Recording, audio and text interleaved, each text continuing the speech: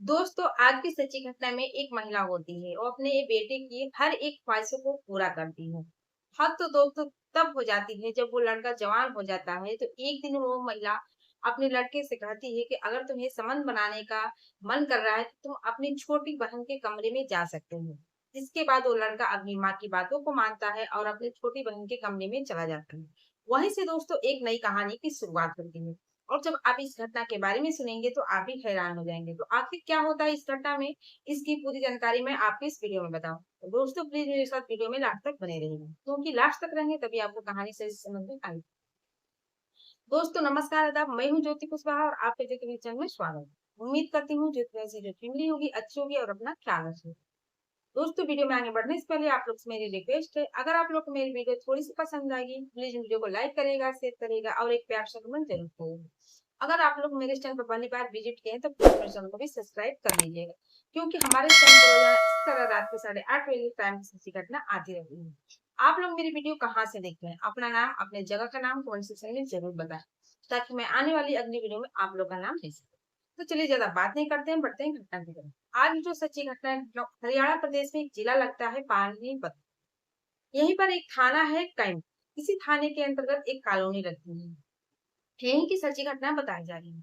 यहीं के रहने वाले रंजीत। रंजीत की साल 2006 में सरिता के साथ रंजीत की शादी हो जाती है और दोनों पति पत्नी के 3 बच्चे जन्म लेते हैं। बड़ा बेटा जिसकी उम्र 15 साल, मझला बेटा जिसकी उम्र 14 साल और छोटी बेटी जिसकी उम्र 13 साल के आसपास होती है। रंजीत जो कि परिवार का भरण-पोषण करने के लिए ट्रक ड्राइवर का काम करता था, वो ट्रक लेकर निकलता था तो 1 हफ्ता 10 दिन के बाद ही घर वापस आता। रंजीत की जो पत्नी थी सरिता, अपने पति रंजीत से कहती थी कि आप ट्रक वाला काम छोड़ दीजिए, आप बाहर जाते हैं, मैं घर में अकेली रहती हूँ, दूसरा काम करिए। लेकिन रंजीत यही कहता है कि अगर मैं ये काम छोड़ दूँगा तो दूसरा कौन-सा काम करूँगा, मुझे और भी कुछ काम नहीं आता है। इसके बाद सरिता अपने बातों पर अड़ी रहती थी और इसी बात को लेकर दोनों पति-पत्नी में लड़ाई-झगड़ा होता रहता था। साल 2015 में जो सरिता होती है उसको अपने ही गाँव के एक युवक से प्रेम हो जाता है और दोनों के बीच अवैध संबंध बनने लगता है, जिसके बाद सरिता साल 2015 में अपने पति और तीनों बच्चों को छोड़कर फरार हो जाती है। अब रंजीत अपने तीनों बच्चों के साथ रहने लगता है। उसके तीनों बच्चे की ज़िम्मेदारियाँ उसके ऊपर आ जाती है। आस-पास के लोग, रिश्तेदार सभी कहते हैं कि तुम दूसरा शादी कर लो, लेकिन रंजीत कहता है कि नहीं, दूसरा शादी करूँगा तो पता ना जो आएगी, वो किस तरह की आएगी, वो सौतेला व्यवहार करेगी, कैसे करेगी। इस तरह से वो तो अपने तीनों बच्चों के साथ रहने लगता है, लेकिन दोस्तों रिश्तेदारों की दबाव ज़्यादा होती है, जिसके बाद रंजीत क्या करता है कि एक लड़की होती है जो कि तलाकशुदा होती है, पास के गाँव की रहने वाली होती है, जिसका नाम प्रियंका होता है और साल 2019 में उसका एक बेटा होता है। उस समय उसकी उम्र 14 साल के आस-पास है। उसे भी किसी लड़की की तलाश होती है और इसमें रिश्तेदार बीच बिचौलिया पड़ते हैं और रंजीत और प्रियंका की शादी साल 2019 में करा देते हैं। और उस समय ये भी तय होता है कि जो प्रियंका का बेटा है, उसकी देखभाल रंजीत करेगा। अब रंजीत यह सोच लेता है कि वो ट्रक चलाता है, ट्रक चलाकर बाकी के 3 बच्चों को पढ़ा रहा है, इसकी भी परवरिश कर देगा। इसके बाद साल 2019 में प्रियंका से शादी हो जाती है। अब रंजीत के 4-4 बच्चे हो जाते हैं। इसके बाद फिर से वो ट्रक वाला काम करने लगता है। इस तरह से दोस्तों समय बीतने लगते हैं और इसके बाद रंजीत और प्रियंका की एक बेटी होती है, जिसकी उम्र अभी की डेट में 6 साल। पहले पत्नी से 3 बच्चे और प्रियंका से 2 बच्चे। एक तो प्रियंका लेकर आई थी और एक बेटी को थी। इस तरह से 5 बच्चे हो जाते हैं और रंजीत अपने पाँचों बच्चों का ट्रक चलाकर भरण-पोषण करने लगता है। दोस्तों शुरू-शुरू में तो जो प्रियंका होती है अच्छी तरह के व्यवहार करती है, लेकिन धीरे-धीरे अपना रूप दिखाना चालू कर देती है। वो सौतेला व्यवहार करने लगती है। जब भी जो रंजीत था ट्रक लेकर निकलता था तो 1 हफ्ते 10 दिन 15 दिन के बाद ही घर वापस आता था। इधर प्रियंका क्या करती थी कि अपना बेटा को बैठाए रखती थी और बाकी के जो पहले की यानी कि सरिता के जो 3 बच्चे थे, 2 बेटे और 1 बेटी। बेटी जिसकी उम्र नाम साधना है, उसकी उम्र इस समय 13 साल हो जाती है।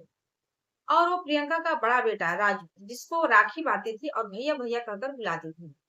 और प्रियंका क्या करने लगती है कि साधना से हमेशा काम वगैरह कराया करती थी और उसके दोनों भाई से भी काम कराया करती थी।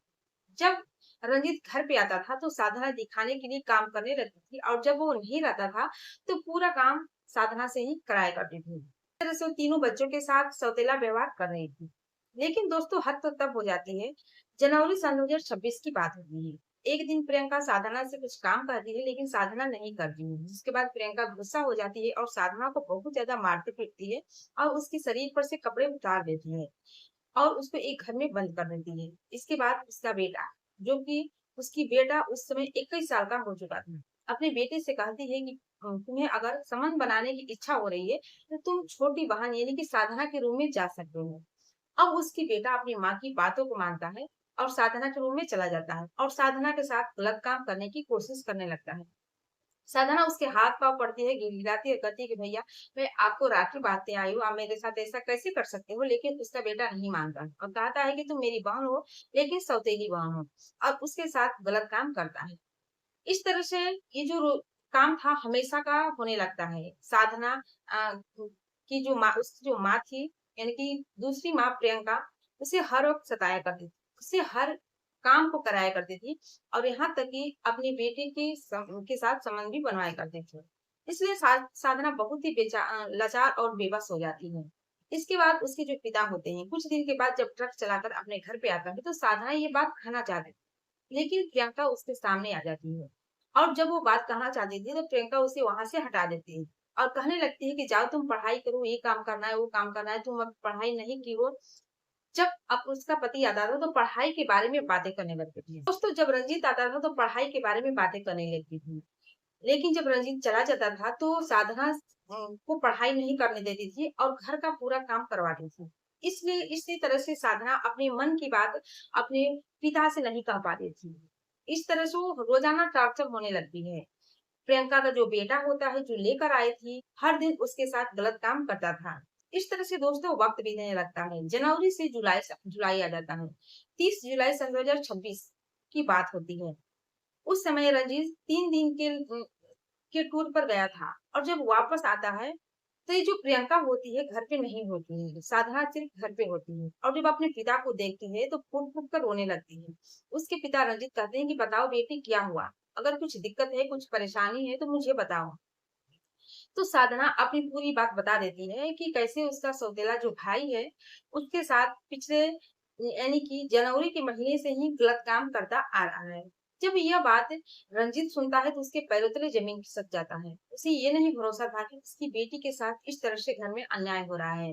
बहुत अपने आप को पूछने लगता है कि कैसा वो बाप है जो अपनी बेटी का ख्याल नहीं रख सका, उसकी बातों को नहीं समझ पाया, जिसके बाद अपनी बेटी को लेकर थाना जाता है। और थाना जाने के बाद थाना प्रभारी जो होते हैं, ये जो साधना होती है अपनी पूरी बात बताती है, तो थाना प्रभारी पोक्सो एक्ट के तहत गंभीर धाराओं में दुष्कर्म के मामले में मामला दर्ज करते हैं। और जैसे ही ये जो प्रियंका होती है उसकी बेटे को पुलिस पकड़ने के लिए आती है, तो प्रियंका को पता चल गया था कि उसका पति साधना को लेकर रंजीत थाने गया है, तो अपने बेटे और बेटी को लेकर फरार हो जाती है। अब पुलिस प्रियंका और उसके बेटे को ढूंढ रही है, तलाश जारी है। पुलिस का कहना है कि इनको जल्द से जल्द गिरफ्तार किया जाएगा और इनके ऊपर गंभीर धारा में मुकदमा दर्ज करके इन्हें जेल की सलाखों के पीछे डाल दिया जाएगा, क्योंकि जो प्रियंका है उसने अपनी बेटी के साथ यानी कि साधना के साथ बहुत ही गलत व्यवहार किया है। तो दोस्तों जैसे ही पूरी बात आस-पास के लोगों को पता चलता है, तो सभी लोग हैरान हो जाते हैं कि आखिर जो रंजीत तो शादी नहीं करना चाहता था, जो होना था वो तो हो गया। यही सब सोचकर वो शादी नहीं करना चाहता था, लेकिन रिश्तेदार के दबाव में आकर वो शादी कर लेता है। वो भी सोचता है कि चलो बच्चों को एक माँ मिल जाएगी, लेकिन उसे ये नहीं पता था कि उसके बच्चे के साथ उसकी माँ इस तरह से सौतेला व्यवहार करेगी। तो दोस्तों इस घटना से आपकी क्या राय है? आप अपनी राय कमेंट सेक्शन में ज़रूर बताएँ। और ये कहानी घटना सुनाने को उद्देश्य आपको दुखी करना, परेशान करना नहीं बल्कि जागरूक करना, शिक्षित करना है कि आप भी सावधान और सतर्क हो जाएँ। अपना और अपने परिवार का ख्याल रखें। फिर मिलती हूँ दोस्तों अगले दिन नई कहानी के साथ, नई घटना के साथ। तब तक के लिए जय हिंद, जय भारत।